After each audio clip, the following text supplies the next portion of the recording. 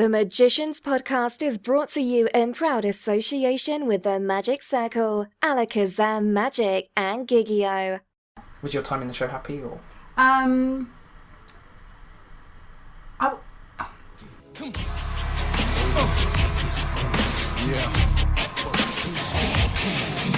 yo, it's my life, my time, my rights, my rhymes, my grind, my struggle, hustle, sweat in my blood too. I'm ready to smell fear, I smell a lot. My competitors flex here, cause they smelled I was hot. I want it all, excess, the sex, much success, stress us. I want it all, no less, so come on.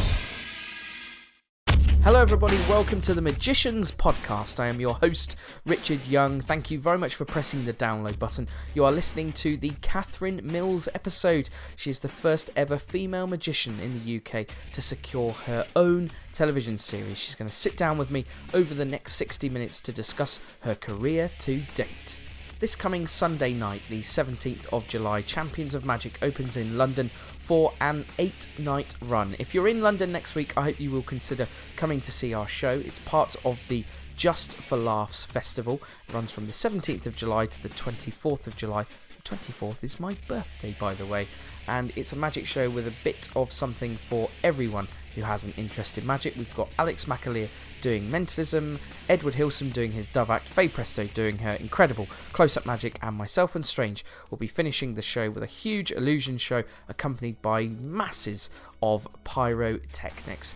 It's a really good value ticket. I would go as far as to say it's probably the cheapest theatre ticket in London at the moment. So if you're in London next week, you really have no reason not to come along. Did you know that the 30th of July this month is the 90th birthday of the legendary David Berglas?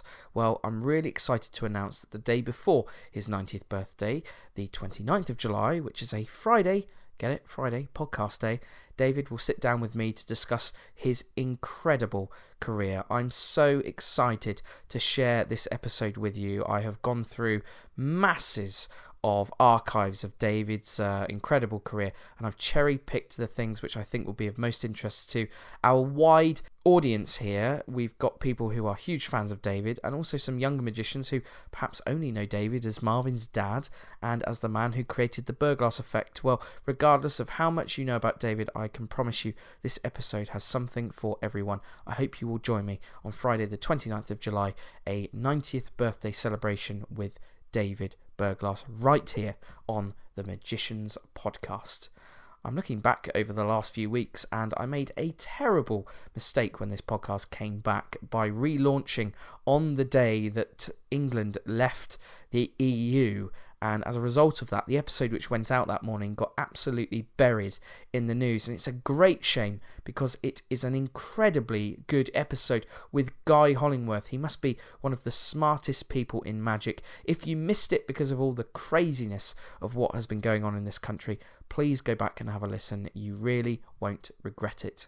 Oh, also, speaking of previous episodes, I just mentioned Champions of Magic is part of the Just for Laughs festival. Well, also, the start of episode 56, Piff the Magic Dragon is part of the Just for Laughs festival too. He will be in town next week. It's a rare opportunity these days to see Piff here in the UK. Well, he's here next week. If you're in London and you don't fancy seeing Champions of Magic, go and see Piff instead.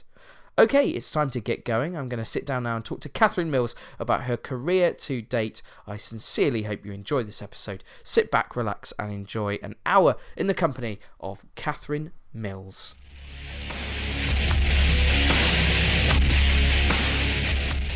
So we're here at the Magic Circle, but I'm delighted to say I'm sat here also with Katherine Mills. Here she is. Hello. Hello. How are you? I'm very well, thank you. How are you? I'm very good. Thanks for agreeing to do this. Really appreciate it. It's a bit tight in the dressing room here today, which we normally use. There's a big event going on, so I'm sorry about that. There's normally a bit more room. No worries. And actually, this is our third attempt, let's be honest now, at recording this podcast because we've been interrupted 3 times. People keep coming into the cupboard and getting stuff. They do, but hopefully now we'll be absolutely fine. Very excited to have you on the podcast. Thank you. And first of all, heard a big rumour that you used to be a vegetarian, but you're not anymore. Is that true? Is that a big rumour? It's a big rumour. I read it on Google. Is that? Oh, really? Yeah. Oh, I didn't put it on Google. I have had patches of time being a vegetarian, but I am no longer a veggie anymore. Why? Can you explain why? What happened? I caved in. Did you? Yeah, I did. Was it a double cheeseburger from McDonald's? No, it wasn't. It was bacon, and actually, the smell of bacon and also bolognese is something I get real cravings for. So, I always wanted to be a veggie when I was younger. I loved animals and I was kind of obsessed with them, but my mum never let me. So when I got older, then I did become a veggie. But I think I'm now just a healthy eater. I do eat meat, but generally white meat. Then this is the perfect opportunity for me to share with you a recipe. Okay. So I'll get a pen if you haven't got one. So basically, here is the recipe, and I'm going to share this with all the listeners. This is the greatest thing you're going to hear today. Well, other than obviously the interview you're about to provide us with, especially as you're now off the vegetarian bandwagon. So what you do, you get a chicken breast. Yeah. You slice a little pocket along the side. Okay. Goes in the oven 12 minutes. Take it out. Okay. Stuff it with mozzarella cheese. Back in the oven another 10 minutes. Take it out. Put some Parma ham over it and some green pesto, which is my favourite thing in the whole world. Back in for another 5 minutes. There you go. Carb free. Amazing. That sounds good. I love pesto. Do you? Yeah, I do. My favourite thing. Green pesto, not the red stuff. Yeah, green pesto. I often have green pesto on toast with just chopped tomatoes. Like a bruschetta, but I just have that in the morning. That's really good. Very nice. Well, welcome to the Magicians Podcast. Thank you. And actually, we've got a lot to talk about. You know, you've done a lot of amazing things, actually, but I want to start at the beginning story. First of all, you did a TV series that was... You're a psychologist, magic, mentism thing. Yeah. But genuinely, you did go to uni and do social psychology as a degree. That's right. Yeah. So it's legit. So that's... Yeah. There you go. It is legit. As legit as you can be as a mentalist. But yeah, it was legit. What was life like at Loughborough University? Is my research correct? Is that where you went? Yes, Loughborough University. Yeah, what was it like there? It was fun. It's actually known for its sport and social sciences. So when I originally went to Loughborough, I used to love sport. I thought, great, I'm going to be really sporty. It's got the best sports facilities, I think, in Europe. It's amazing. But turns out, didn't really get into sport there. Oh, really? Yeah, no, got more into partying and stuff. But but it was it was a fun time, definitely. To be honest, I was doing the degree just because I didn't really know what else to do. And that's why most people go to uni, though, isn't it? Really? Yeah, I went to uni. I'm a university dropout. I'm very proud of that. What did you do? I did business and marketing. Okay, it's another one of those courses, isn't it? It's terrible. Yeah. Absolute waste of time. And I literally only paid off the debt last year. And I'm now in my early 30s, so that's, embarrassing. So when did magic become part of your life? So I first sort of sparked an interest in magic when I was 14. And that was when I first saw David Blaine and his Street Magic special. I saw it on TV, but my brother bought me the video because I was such a fan, and then I used to slow it down and then work out, sort of dissect how the tricks were done. Oh wow. So that's when I first sort of started, but then I guess later on I worked at a children's camp in America when I was 22. Oh, did you do Camp America? Yeah, it was a Camp America. I've got friends who did that. Oh, did you? I always wish I'd done that. Yeah. It was really fun, and it was actually a performing arts camp, which was brilliant because they did glass blowing, magic, clowning, like everything. And I was lucky enough to be the nanny at this camp. So for me, it was really good because I got to travel around all of the different types of performance that you could do. And there I met a magician, and I remember at the time the only good magic trick I knew was Out of This World, but I used to show everybody. I thought it was great. Classic. And I remember showing this other magician, and we were sort of trading tricks and stuff. So that was when I kind of, again, I was 22 then, but it was 23 when I decided I wanted to become a magician. Really? So at that point then, did you go to uni at normal age? Did you graduate? You'd already graduated? Yeah, I had a gap year, and then I repeated a year at my A-levels because my father died. So for that reason, I was sort of 2 years behind everyone else. I decided to become a magician when I left university, and I started doing event planning, and that was my career choice.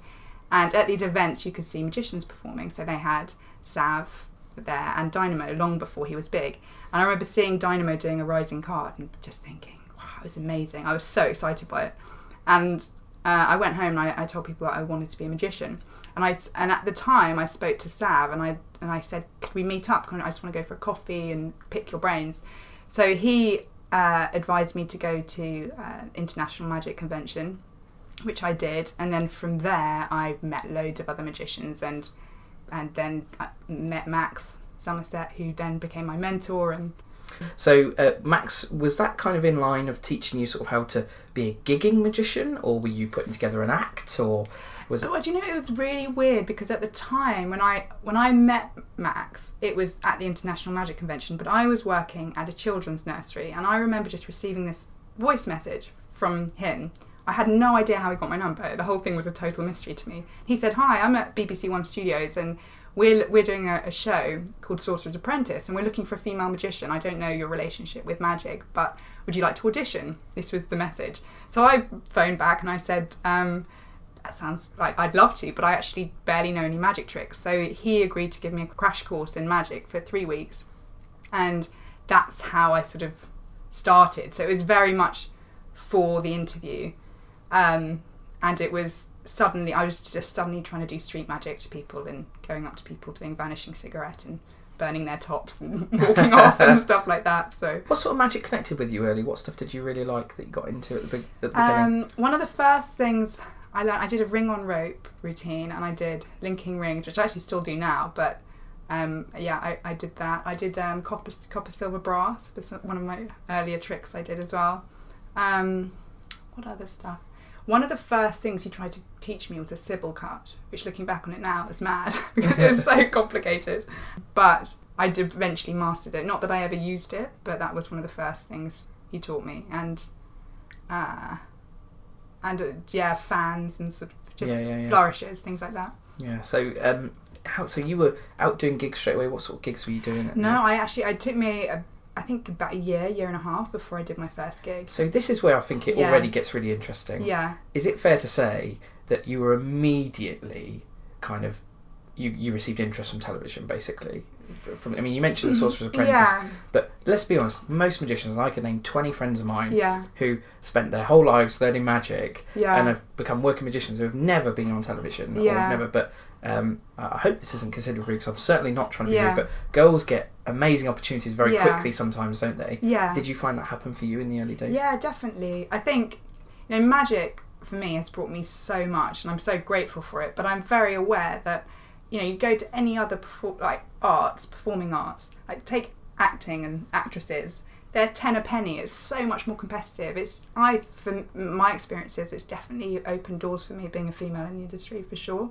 But I think it does mean that I have to deliver. It's not, you can't just get away with just being a female. It doesn't really cut it. But from my experiences, it's helped me. Yeah. Yeah.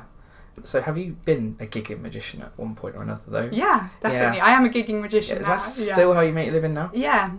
Do you enjoy it? This is a big question. And a lot of magicians on this podcast, I know you haven't listened, have been very honest. Yeah. And have said no, they don't. But really? Do you enjoy it?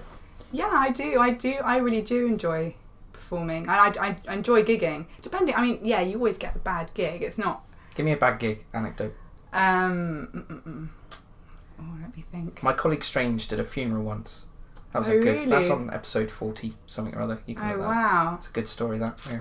I've definitely got bad experience anecdotes in magic, but I'm just trying to think of a bad... Well, you can give us that instead. Yeah, it's a bad experience in magic. Okay. Well, it's one of those embarrassing things when something goes wrong. That was when I did the supply teacher stage show, which actually went to Edinburgh, but originally they did it at the South Bank. Mm-hmm. And me and James we're doing a sub-trunk illusion, and the way it worked was, so there's this sub-trunk on the stage, and James gets into the box with a camcorder, which is projected on the screen behind us with a torch. So he's saying, okay, I'm going to get in the box, Katherine, you get on top of the box. So I get on top of the box and then pull up the material over us. We do try and do the change, but I fall off at this point. So it just doesn't work. So he comes up, I fall off as I'm supposed to be going in. But at this point, it shows me on the screen saying, help, James, I'm in the box. Clearly, I'm not in the box. I'm on the floor in front of everybody under a sheet. And then I have to appear at the back of the theatre. So I end up crawling across the stage through the back curtain with this big image of me being supposedly inside the box. So obviously everybody's laughing, and yeah, it was one of those really embarrassing things you end up feeling. You jogged my memory, actually, because I saw that show. Oh, did you? But you didn't do the whole run, did you? Because I saw it later, and I think Sophie was doing it. Yes, taking your place. I think you had to go and do something else. Yeah. But did you enjoy the process of the Edinburgh Fringe? Yes, in some respects, but to be honest, I didn't love it. I enjoyed it for some reasons. I mean, I loved working with James and John. I thought it was fun. It's a bit like Groundhog Day. Like, you're just doing the same thing over and over again. And it wasn't like I felt like I had a particular, in particular, I didn't have a creative sort of input into the show. It was written. So Who wrote the show? John did. Right. Yeah. Okay. And yeah, I enjoyed it for what it was, but for me, personally, I didn't feel like, wow, this is, really me fulfilling my. You're not living the dream. Yeah, I'm not living the dream. No, Fair enough. I'm doing, and I had to do a dancing hanky to Gandam style. It wasn't, it wasn't me living the dream. No. Let's talk about the TV show though. Help My Supply Teacher's Magic. It had a few series as well, didn't it? Yeah. The process of being that, obviously the first series you could be yourself. Second series, I think some of you guys were in disguise and things at times, weren't you? It was a really popular show with the kids, wasn't it? Yeah, it was a really popular show. I think once the second series was out, it won Best Children's Entertainment Show. It won a BAFTA, which was really amazing for everybody. We were all really stoked. As we became more recognised, we had to end up in disguises, and by the third series, we were speaking in accents, and each episode had a different outfit, and which was great fun because that was something I'd never done before. I'd never had the opportunity to act or put on silly accents, and that whole experience for me was such a nice way in to doing magic on TV. Obviously John is an old pro, he's been doing it for years, but for me and Fergus and James, we were all new together, so it was really nice for us. We could kind of just share the experience together, and we had support from each other. We grew really close, and it was great fun. I mean, you're bringing Christmas into the classrooms for kids, basically. It's such a giggle. Plus, you get to watch it. If you're not in the classroom, you're next door watching on a monitor with the rest of the team, laughing away and looking at the children's shocked faces. We're going to talk about this in a little bit more detail later, but one of the things I wanted to ask you, perhaps you can give some of our listeners some advice, because there's a lot of young magicians who listen to this who one day will definitely get an opportunity to be on TV. When you're given a trick which you don't know and you're told, learn it by tomorrow, or like when you did your own series and you're like, is there any techniques that you learn or any sort of things that you can mention which you find helpful in terms of learning material that you're probably only ever going to do once? I would say it definitely gets easier, but it's almost like the faster you learn something, the faster you can forget it as well. So there's so much material I've learned and that I've performed that I now would be lost. Even sometimes methods you forget. Say with watching mind games, you think, oh wow, that's good, how did I do that? And you have to really go back to try and work out how it's done. But I guess my advice would be, for me, it's just, I mean, I guess it would be for most magicians, it's just repetition is the mother of skill, isn't it? Yeah. So, I mean, I've often had tallies on the wall, so I'll do something deliberately 100 times to know, and I'll just do a tally, and then I'll know I'll do it. And it's almost like you go into autopilot, just doing it again and again. So then when you're in pressure, you can do it automatically without thinking about it. Because my experience is always with added pressure. Like, I'm sure for lots of magicians who don't do it professionally will find they'll do something perfectly in private, they'll come out and try and perform it, and then they'll think, it's just all gone wrong again, how has this happened? For me, it's exactly the same, but worse. For you put yourself in front of a camera, you think, I do this all the time, like, why is it going wrong? So it's just that repetition, I think, that's what my advice to you. When you're on a set, this has never happened to me, by the way, so I'm asking a question, but when you're on a set and like Mind Games is your own TV show, I assume when you're making how many episodes of that did you make? It was 4 1 hours. 4 1 hour specials. So, and that's filmed over how long? Many months? I think it was total like 2.5 months. 2.5 months. Yeah. At some point, I'm assuming you're human. You make a mistake, right? Yeah. But there's a lot of people involved at that point. Yeah. Is there a good way of dealing with that? Is it just be very apologetic? Is it, do you need to show the crew that you're working hard on something as well as, to let them know that I guess everybody's experience is different, but my experience is, I don't think you want to be too apologetic because it's your show and it's the pressures on your shoulders. But I think, from my experiences, everybody would know that you're trying your best. I mean, I've absolutely, in every situation I've been in, I've given my absolute all. I don't think you have to be overly apologetic. I think it's just a case of everybody there, you're a team together, and hopefully you've got a good relationship with everybody, and you're all out for the same end. So pull yourself up and just go again. That's it. So when you start doing a lot of television magic, I think one of the things which a lot of the magicians who are on TV all have is they have management. And you've been under a few different management companies over the last 5 years or so. Can you tell us a little bit about sort of what they do for you or don't do for you, or sort of how you go about the process, how that came about of getting management? Yeah. I think one of the big misconceptions about management is that they're going to suddenly get you loads more work or open doors to you which were originally not open to you, which from my experience is just not the case. I think management will negotiate hopefully a better fee for you for something, and they'll look after all the boring legal stuff and things that most magicians have no clue about, which is perfect. But in terms of suddenly getting you much more work, it's just not my experience. It's not actually their job, I guess. It's what not you're their saying. job. No, their business is not about trying to generate as much business as they can for other magicians. That's what your website's for. That's what Google AdWords is for, on your flyers and your cards and all that stuff you get printed out for. That's what that's for. And managers there to sort of, is to do all the paperwork. Yeah. That's what their job is. So let's talk about this TV series. So let's first of all, let's just be clear. As far as my research has told me, you are the first ever female magician to have her own TV series, which is incredible. Let's not mess around. How did the TV series come about? So the TV series came about from an idea that I had a long time ago, and it was actually based on the book The Game.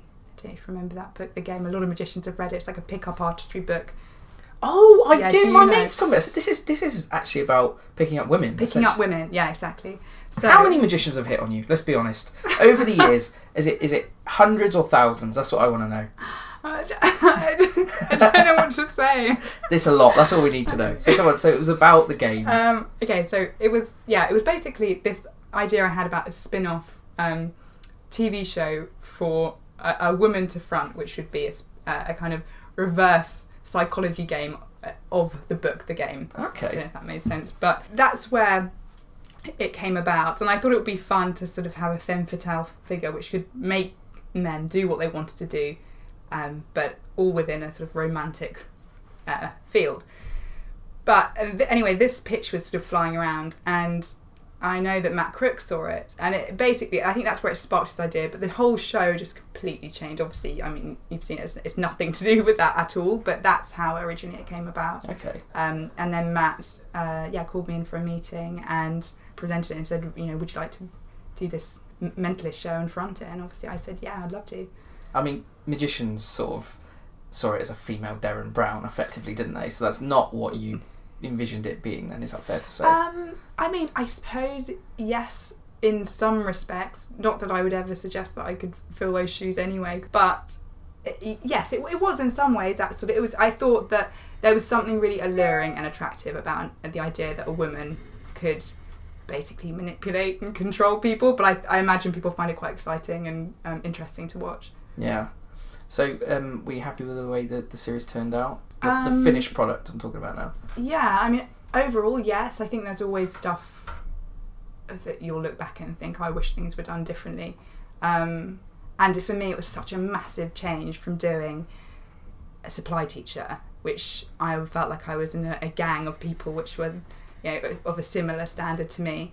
And it was fun, and it was light, and it was kids, and it was, the whole package was completely different. Plus, the way that we filmed Mind Games, in terms of rehearsal time and stuff, the whole thing for me felt so much more rushed, and there was just so much more pressure. So, I was happy with it overall because it was so much pressure for me, but there's definitely things I would change about it. But I'm sure everyone would feel like that about their work. Can I ask what stuff you would change? If you mentioned there's some things perhaps you would change?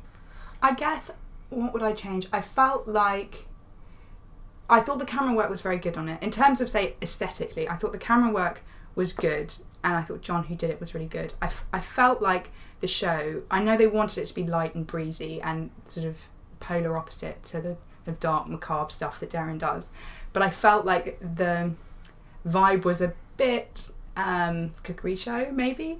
Do you know what I mean? When I say like daytime cookery show, and I felt like it could have been. And ultimately, it didn't go out during the day, did it? It was no, prime it didn't. time. Yeah, it was later. Personally, I would have just liked to. I would just like to be slightly more dynamic. I feel like as a performer, I felt it was such a big step for me that it's very difficult to work on all the nuances and things you want to improve about yourself when you're trying to make sure that a trick is executed in the right way and everything is done in the right order. So yeah, for sure, there's definitely stuff I change about it, but I'm proud of it, and I loved working on it, and I loved working with that team. I got to work with Sharky and Stephen, which I know you did a podcast with, and they're excellent, and I couldn't have wished for more. I learned so much. Yeah, was it Martin Turner was also involved? Martin Turner, yeah. So Martin Turner, if you don't know, is the guy who his job as a director. He recently did Derren Brown's The Push, and so he was directing you throughout the whole thing. Yeah, he was directing as well. He's a really smart guy. Yeah, he was brilliant, and it was great. I had a very supportive, smart team, and obviously that I had the exact same team as Derren, so I honestly I couldn't have wished for more. Yeah, I can't. Yeah, that's all I have to say about it, really. So 99.9% of magicians will never get to experience what you've experienced, which is your own TV show. What's it like, seeing your face on the tube? And all that stuff that happens in the just as it's about to start. Yeah. There was a lot of money put into it, wasn't there? All the PR and stuff. Yeah. What's that like? Is that pressure? Is that just? Are you happy? It's really surreal, to be honest. Like I personally found it quite daunting. I remember the first time I saw a poster, I stepped off. I was going to a gig. It was at Earl's Court tube station, and my face was literally the size of a house. I was like, oh my god, it was huge.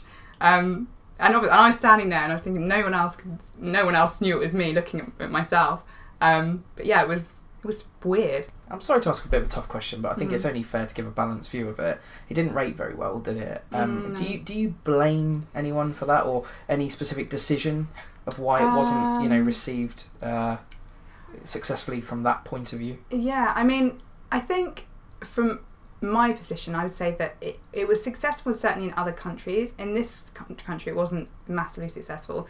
I think it didn't get the ratings. My theory on this is I actually don't think it was because of the quality of the show. I actually think the show was a good show. And I think that it was fast-paced enough, it was snappy enough, and I think it was a strong show. The problem is that I don't have a huge social media, and I'm trying to get more into social media now.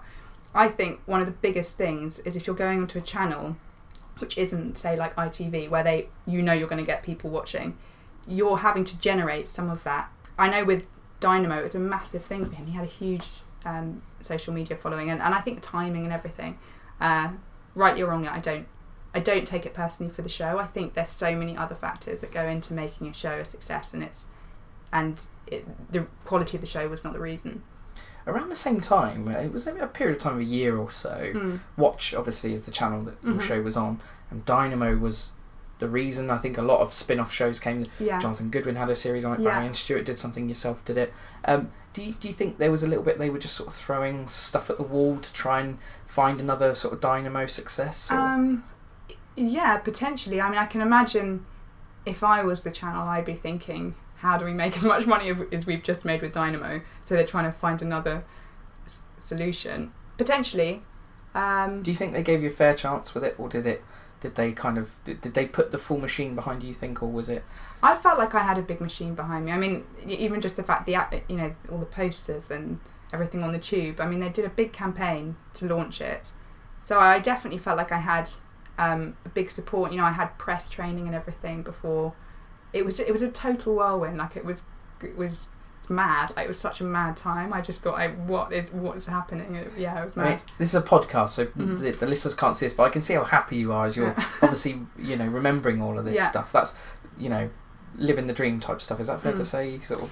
Yeah, I mean, I think a lot of this stuff for me, it's when you look back that you then go, wow, that was amazing. Like in it, I was so wanting to do a good job, and I just wanted to do my best. That it's not. My experience, it's not like you're having a time of your life. It's not like, it's hard work. You're on a roller coaster, or what I mean. It's not great fun. It's just it's hard work, and it's and you're under huge pressure. It's a massive pressure, but I'm looking back, yeah, I mean, it was an amazing experience. But then often experiences like that, I suppose. So I know you haven't listened to these podcasts, but I want to ask you, because we've had lots of magicians on this podcast, and lots of them have had TV series that didn't get recommissioned. I even spoke to Paul Daniels about the end of the Paul Daniels Magic Show. But one thing I have never asked anybody else, and perhaps you can give us an insight, is how do you sort of find out it's sort of not going well? Is that straight after the first night they go, it didn't rate very well? Is it at the end of the series? Is it a month later? What happens?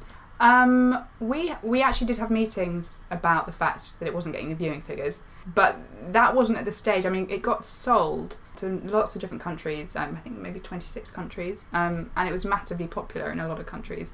To be honest, I don't understand how all the business side of it works. I don't know if it just didn't do well enough in this country that they would then not recommission it. I don't know. My experience is you'll never have a channel turn around and say, or a TV commissioner and say, oh, by the way, it's not happening. They'll just put it on the back burner and then just let it fizzle out. They're really, they're not... They're nice people, aren't they? Yeah, they're nice, and they're not going to commit. They're not going to commit to saying no, because they don't know if they're going to want to pick it back up. But that's my experience.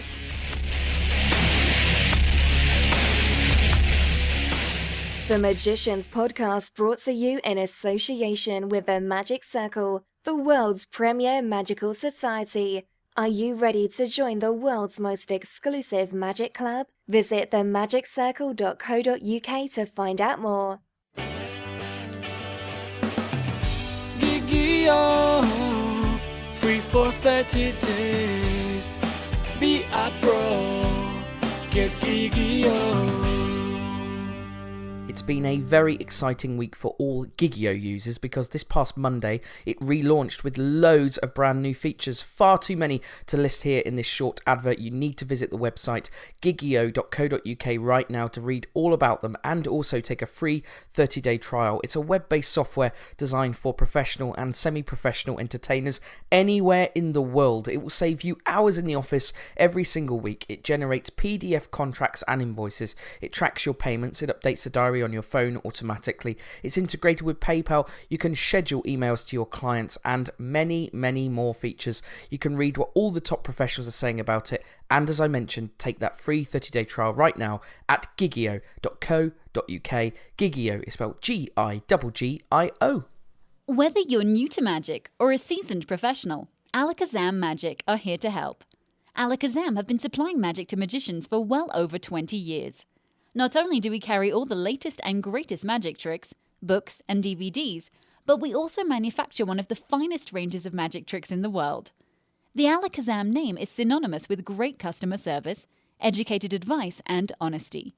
So if you're shopping for new magic, make sure you check out our website www.alakazam.co.uk or pay a visit to our fully stocked shop.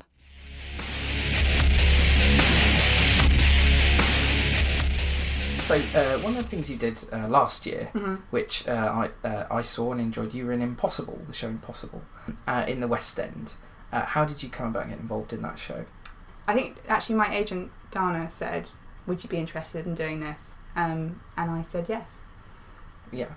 Is it because it was a gig, or was it a dream to perform in the West End, or? Honestly, it wasn't it wasn't something that I'd sort of fantasised about, performing in the West End. Okay. I felt like it, it's essentially fallen into my lap, and I was definitely not going to turn it down. And I thought, I'll enjoy it, and I was really happy to be involved in it. I've spoke to a lot of magicians on this podcast who have been in ensemble magic shows, and they're not always the happiest place to work. One of the reasons being actually a thing you've touched on already, which is creatively sometimes you're told what to do. Did you find that was the case? Were you allowed to do whatever you wanted to do in Impossible, or? No, like they definitely do. That they have an agenda, which I understand. They're trying to create a balanced and entertaining show. So, and someone has to have the creative authority on that, and it's not going to be the talent in it. So, no, I understand that. Was your time in the show happy, or? Yeah, I mean, relatively, it was happy enough. I wasn't unhappy in the show, but it was so rushed. I mean, the show was 2 days late coming onto the West End anyway, and I mean, it was like chopping and changing and stuff all the time, and I left anyway before it went out for the public. So you only did the preview dates? I did the preview dates, yeah. I saw one of the preview dates. You were doing your Linking Rings routine. up on the balcony, I think. Is that my memory correct? Oh, or? Yeah. That's still your signature piece then? Yeah, I actually, do you know what, recently, I don't do it so much anymore at all, but I'm picking up new stuff and trying to do different things, but I'd done it for so many years, and I did it in the Edinburgh as well. I did the giant linking rings. I had these grand ideas which didn't really fall into place. I think it's really interesting, so I'm picking up on vibes here, and that is, you talked about Edinburgh, how it wasn't sort of a dream of yours. Impossible, I can tell, also is a little bit like you've got mixed feelings about it. Yeah. Is stage magic just not one of your sort of main loves? Do you prefer more close-up magic? Or? You know, interestingly, certainly at the beginning of my career, it was never sort of a big dream for me to be up on stage, but I would say over the past couple of years, I have loads of stuff that I really want to do on stage. So I'd say that's really changing for me. I think obviously you grow and you gain confidence in certain areas. So there's definitely things I want to do on stage. So can I ask, where are you most comfortable? Are you most comfortable at a table, at a corporate event, in front of a camera, or on a stage in a theatre? Where do you really feel most comfortable? I would say probably at a table. Yeah, it's the least pressure for sure. Brilliant. Tell me a little bit about your table magic. What sort of stuff do you do at the table? I've recently started doing. I've done bill switches for years, but I've recently started doing any bill, any currency. Etienne's. But I've actually bought. I do this. I do. This is amazing. You mentioned it. I mentioned bought 3 gimmicks, so I've got 3 of those gimmicks around me at the same time. So. So this is amazing. So if you do a bill switch, basically the trick is you essentially say to someone, name a currency. Yeah. So I only have in my pocket, I have 3 currencies in my pocket. I have a euro, a dollar, an Australian dollar. Oh, do you? And I tend to find it works a lot of the time, actually. Okay, that's so good. is he now selling a proper gimmick? Is he? Yeah, so he sells a proper gimmick, and I have how many 12. 12, but then I sometimes have another. Anyway, there's still a possibility they're going to say somewhere that you don't. Yeah, well, Etienne's theory is, so if they say like an obscure note, you bring out the Chinese yen and you hold it the wrong side round and people never notice. But I actually haven't. No one's ever asked me that. Is that just because it has a generic photo of an Asian person on Yes, exactly. Brilliant. I didn't realise it was properly sold as a trick. I remember seeing Etienne lecture on it years ago. Yeah, so it's sold as a trick now. So yeah, I do that. What else I do? Do convex. Love it. Which do that as well. Again, I'm just learning to watch still, so I'm starting to do watch stills. You do watch still? Well, yeah, I've done a few, not very many, but Did you do what I did when you started, where basically you picked on the elderly to begin with? When I started, that's where you start a watch still and go for an old woman. And it's so true. Yeah, definitely. That's the plate. They're the only ones now with leather strap watches, really. Yeah, old people. I know. And now you've got these ones that look leather and they do up. Have you seen those? They're actually done up like a metal watch, which is... Are you having success with it? I am. Last time I did one, I think that he did feel, to be honest. I felt like he could feel me taking it off. But yeah, so that's good. What else do I do? I do stand-up Monty. Okay. I do ring flight. And then obviously. And then I end in an envelope. And then I do, what else do I do? You're like a walking advert for Prop Dog, basically, yes. aren't you? Actually, Coinvex is someone else. Yeah, Coinvex is someone else. Brilliant. So we're going to talk about something very, very exciting now, which is still coming up. It was meant to already be out. It's been delayed. We're going to talk about The Next Great Magician. Yeah. This is an upcoming ITV1 TV series, which is prime time, big studio Saturday night TV. And you are one of the contestants on the show. Yeah. Now, it's already been recorded. So first of all, did you win the show? I don't think I can say. Oh, that's annoying. Okay, Can I say that? Desperately trying to figure out who won, basically. Okay. That's what's happening. I'm trying to get to the bottom of it. So I consider myself a broadcast journalist. Right. So I feel I should know who won, but it's impossible to find out. Anyway, I had some friends in the audience the night that the episode that you were on was recorded. And they said, now genuinely, I'm not making this up, they said it's the best thing they've ever seen you do. And these are 2 magicians who are working magicians, been around a long time. Do you feel the same way? Is this the best thing you think you've done, what you're doing on Next Great Magician? I guess it's more from people's reactions. I've had such a positive response from it that I think, I guess it must be. I mean, you can only really go by what other people say. So I felt very comfortable on the day of shooting it, even though it was quite rushed. I didn't actually know I was filming until a few days before. Can you tell us a little bit about what you do? I know you're not allowed to tell us too much, but can you tell us a little bit about it? So I go on a blind date with somebody in a restaurant which is rigged with hidden cameras. So this poor guy is totally oblivious to the fact that I'm a magician, and I progressively get weirder throughout the date. That's all I'll say. Right, okay, Yeah. fair enough. So I heard a rumour that the public gave you a standing ovation. Actually, it was that good. Is that true? Can you That confirm is true. Yeah, I was really chuffed with that. Yeah, This is they did. amazing. Yeah. So is this something, a type of format that you'll want to explore a bit more after it goes out, or? Yeah, interestingly, from doing that segment, I found that I actually love the hidden camera stuff. I really like going under the radar. I find it's mischievous and it's playful, but you don't have to be a kind of a showman in some respects, because you're actually connecting to people on quite an equal plateau, which I really enjoyed. I really enjoyed doing. I'd love to do more of that kind of stuff for sure, and it's quite light and it's fun, which I really enjoyed as well. Forgive me, I'm going to say here I've forgotten the name, and I know about 100 listeners are going to get in touch with me and tell me who this was, but a very famous magician, I think it might be Paul Harris, said that magic gets its best reaction when people are not expecting it. So if you say I'm a magician, they go, okay, well, that's your job. Yeah. Whereas no, if actually, exactly. and that's why your reactions perhaps are off the chart with this. Is that what you found? Yeah, I did think that, and I feel like as well, if you're connecting to somebody on an equal playing field, then they don't. It's a really genuine, natural response. There's no obligation to react in the same way, because I think socially we're so programmed to think, okay, now we're going to act surprised, because otherwise the alternative can be awkward. So I feel like it's a very genuine situation somehow. I can't explain it. It's quite fresh and quite... Yeah, I just really enjoyed it. I thought it was fun. You're genuinely excited for people to see this, aren't you? I can tell. Yeah, I am. I think, it was great fun for me. I'd love to do more of this kind of stuff for sure. So tell me a little bit about where you are in your career now. Do you? I think this is an interesting question I'm going to ask you. When you've had your own TV series and then it stops, are you back on the treadmill now? Are you trying to now get another TV show, or are you taking your career in a completely different direction? Do you have a sort of plan of where you want to go next, or is that difficult? I don't feel like I'm desperately trying to get another TV show. I feel that I'm really grateful for the experiences I've had, and yeah, you go back to gigging and stuff. But I love gigging anyway. I'm not somebody that thinks gigging isn't fun. So, but I do have a plan in some respects. I'm quite a planner. You're a planner, right? I am quite a planner. Can you tell us a little bit about what things you'd like to do in the future? No. Fair enough. Can we play word association? Okay. So I just throw some names at you. Yeah. You just tell me the first thing that comes to mind. Is that right with you? Yeah. Darren Brown. Genius.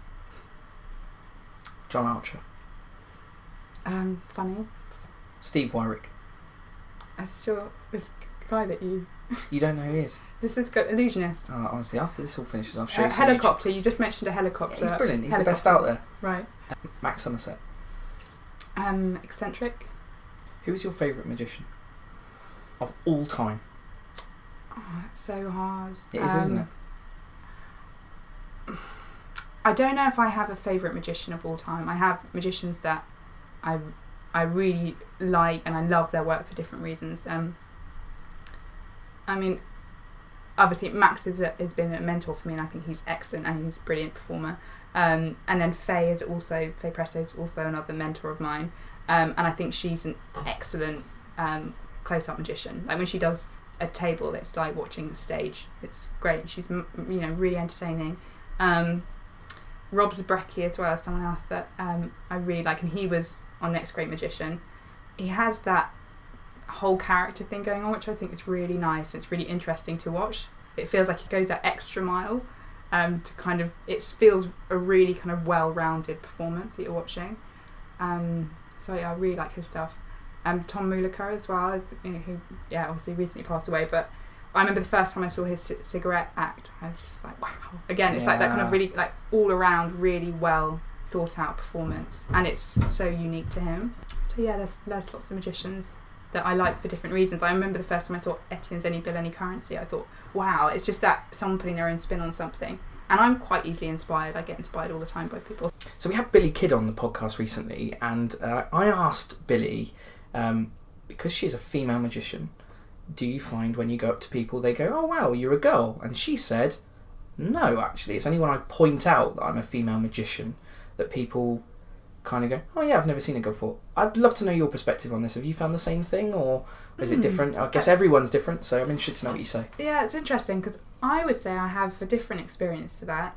My experience is that people do say, "Wow, and you're a girl." All right. Yeah, okay. people do say that. I mean, of course, not always, but I think often they'll say, "Wow, you're a magician and you're a girl," and so I've never seen a girl before. But then they'll say, "Well, I've never seen a magician either," and obviously we're rare anyway, magicians. But my experience is that people seem to point that out a lot to me. I don't know why they don't to Billy. I guess yeah. Can I ask you about your costume? Because magicians, male magicians, we're all the same. It's embarrassing, really, but we all wear suits and jackets, and we've all got the same. As a female, you have to dress a little bit differently, at least. Have you found? I know Faye on this podcast told us about her amazing costume. Have you found that you have a little system in your pockets, or? Yeah, actually, one of the things Faye said to me early on, which was really important, was that it's all about props and your organisation of props. That is the key to being a good magician. And it's really true. The more stuff you do, especially like I was mentioning to you about any bill, any currency, even just having those 3 gimmicks. Sometimes I've had trousers tailored with 6, 7, 8 pockets, more pockets in it. So, and I think for women in magic as well, a lot of the time our stuff doesn't have as many pockets, or the pockets are tight. So we don't have inside pockets like guys do on their jackets and things like that. So we have to get everything tailored to make it work for us. And I think probably my experience is, or maybe it's just my interest, is that sort of styling and choosing your clothes and everything is a big part of the job.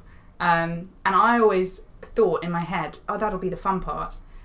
It's so not. Oh, it's really? it's such a hassle. It takes up so much time. It's try and keep it fresh and interesting, because there's such a huge choice, and actually you say a lot about yourself by the choices you make, I think. We have some listeners who are young female members of the Young Magicians Club. Yeah. So what advice would you give them in terms of, have you gone down the road of like skirts or trousers with pockets, or did you have a jacket, or you work from a handbag like some female magicians use? What have you found to work for you? I work from trousers and a jacket and a bag. Okay. So it's all changeable. I guess the most important thing is that you're fluid in what you're doing. What you don't want to do is find that you're trying to get props out, or you're not quite sure where props are, because it can just really interfere with how entertaining you're being. I guess my advice would be, don't feel like if you make a decision, that's it. Like, I've always constantly been changing, and fashions change, and maybe what you want to wear changes. So just go with what you feel at the time, and don't try and make it into too big a deal. Make it fun for yourself, and go with that. Okay, so it's time to ask the final question, which is, what do you think of Steve Warwick's helicopter illusion? That's not the last question. I know you haven't seen it. The final question is, I ask this every week, Katherine. It's, what do you think is the biggest problem of magic today, and if you have a solution, how can it be fixed?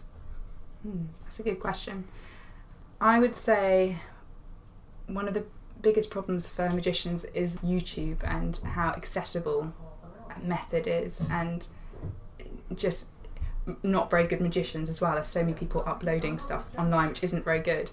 The whole mystique and the status of a magician is slowly crumbling. I mean, I hope it's not completely gone, and it certainly hasn't completely gone, but I do think it definitely dilutes maybe what a magician once was, or how a magician was perceived. And I think you can see that even if you look at different cultures. In India, if you go over doing magic, you have status, because they're probably not aware of method and how much stuff is out there. And I've been to jobs, I remember going to a Halloween party once for children, performing stuff, and them Googling it and YouTubing stuff while I'm there. So I think, I don't know, it's not a massive problem, because people become more accessible, which I think brings in a whole load of pros as well. But that kind of the mystique and the kind of romance of the magician, I think, is changing. Do you have a solution? stop electricity. That would be the end of the podcast too. We can't do that. Thank you so much for meeting me today. This has been great fun. Thank you for sharing some great stories and anecdotes. Really enjoyed it. That was Katherine Mills. Thank you so much. Thank you.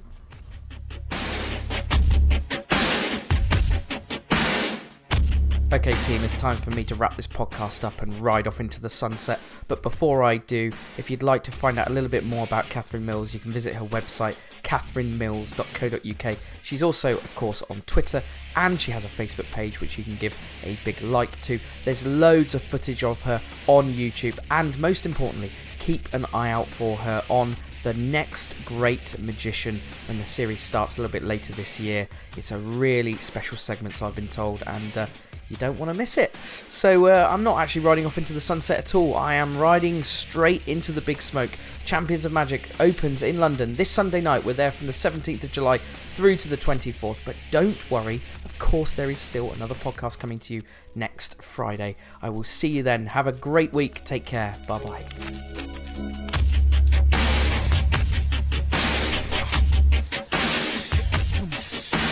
It's my life, my time, my rights, my rhymes, my grind, my struggle, hustle, sweat in my blood too. A predator smells fear, and I smell a lot. My competitors flake scared, but they smelt I was hot.